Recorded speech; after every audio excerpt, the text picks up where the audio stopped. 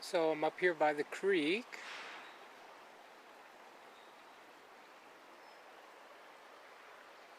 Really pretty spot.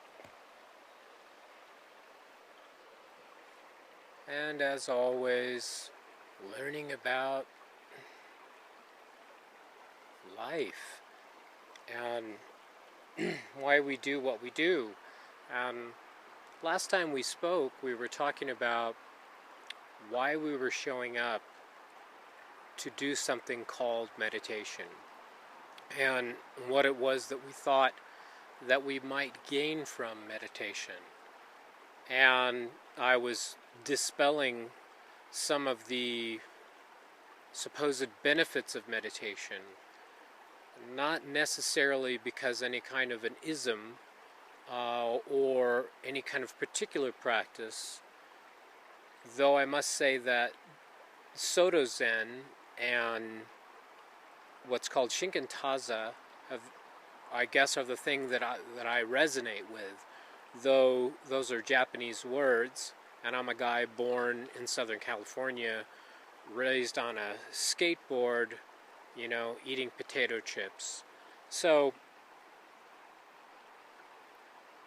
any attempt of my own to become more of a person that's an expert on this is probably going to fall short, because culturally a lot of the things don't resonate with me in particular.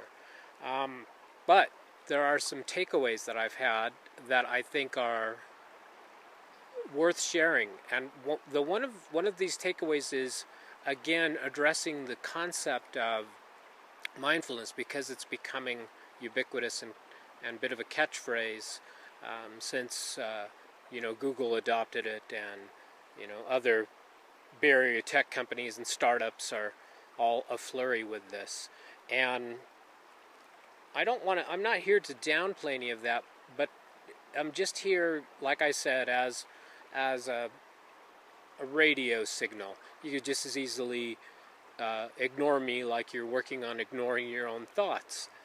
But I would like to share this. There's this feeling within me that this should be talked about.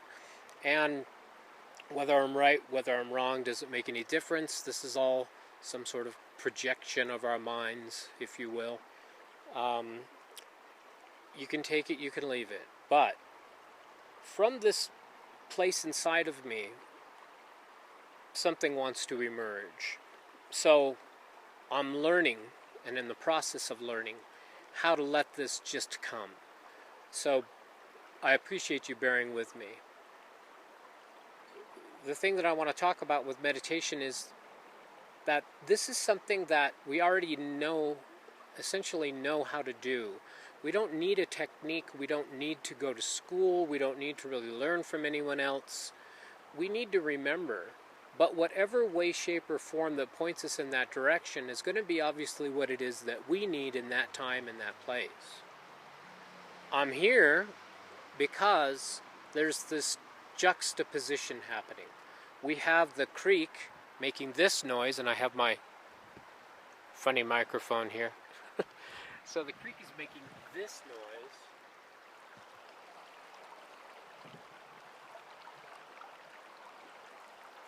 which to me has everything in it we could ever possibly need to bring us to this point that we somehow are led to experience in some cases. It's not a state of mind. It's not something that's coming and going. It's something that is constant. Now this is that, I'm sure you probably weren't able to hear what I was saying at that point, but what I was saying was this place that we're trying to reach, or this state that we're trying to be in, is something that is innate. Innate meaning we were born with this. Not only were we born with this, this is who we are.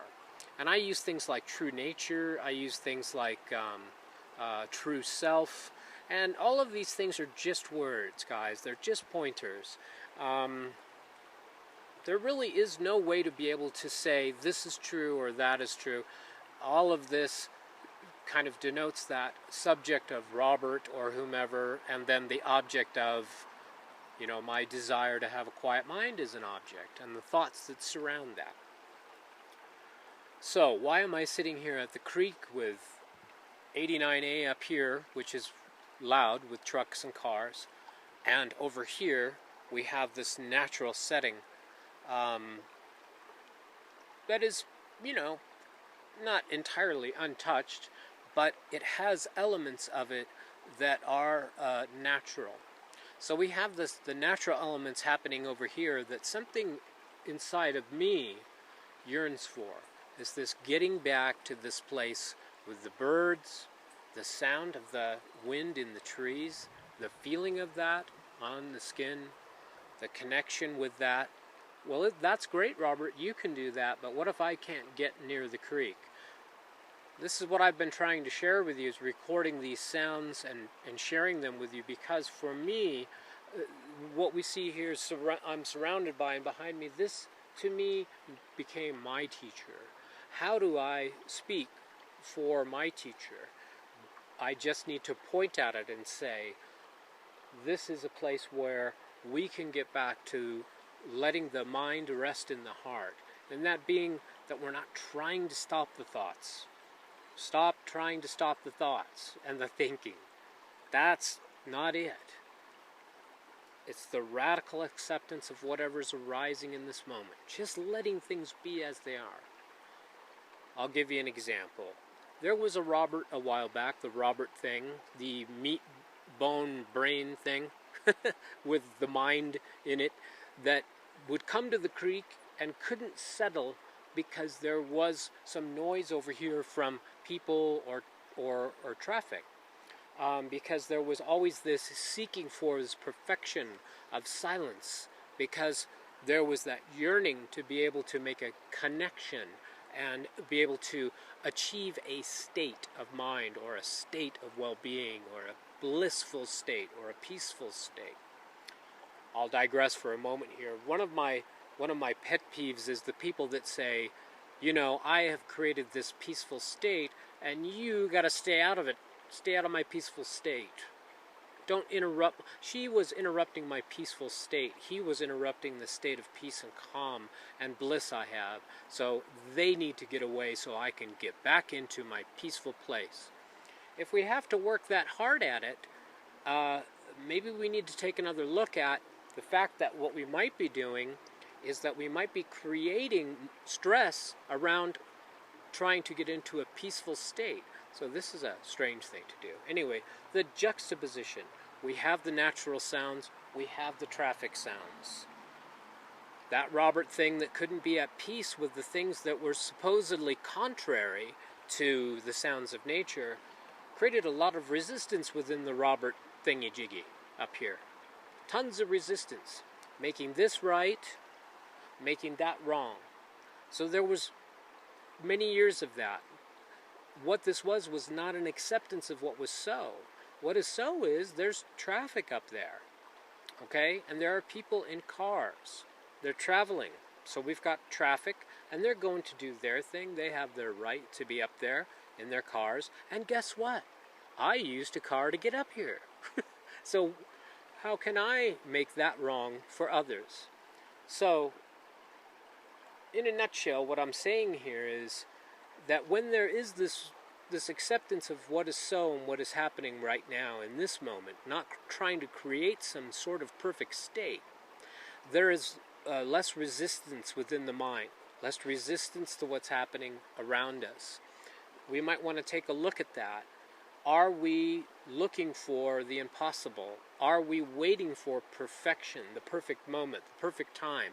Why didn't you used to get a podcast every week? Because I was searching for a perfect place with no sounds, with no human-made sounds. This place of perfection. I hear they have this perfectly soundproof room somewhere in the Midwest or wherever it is that people can't actually sit in it for more than about 40 minutes because they lose their mind. So that's one extreme. The other extreme is the podcast called Barking Dog Mind. I was trying to do a podcast for you and there was a dog barking next door, so I went out and I addressed it. So what we can't utilize any of this in day-to-day life if we're trying to create a state in a place of perfection that is just nothing but peace and harmony and goodness and happy bunnies and flying rainbow unicorns. We need to be able to be okay regardless of what's going on. And who is the one that needs to be okay? And this is where we're going to move forward within the podcast and within these YouTube videos that I'm sharing with you on the channel. We're going to move into what I call the root.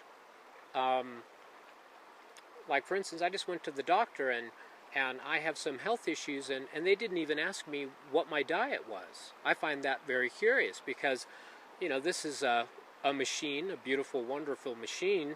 If I put the wrong gasoline in my car, if I put diesel in a car that burns regular, well, I'm going to blow up my engine. So essentially, if we're doing that with our body, we may have the same kind of outcome. Anyway, that's another story for another podcast. The point is this, that we have to look at the root, not just the symptoms. So a lot of what I would say modern meditation is looking at is what are the benefits of meditation and how can this make you more productive? That's the thing that I think might be construed as something that could create in the long run a lot of expectations around this practice, and then getting on to having these gaining ideas where we think that we're going to be happier and more productive and we're going to be a better person because we meditate. Now, I'm not saying that that's not going to happen.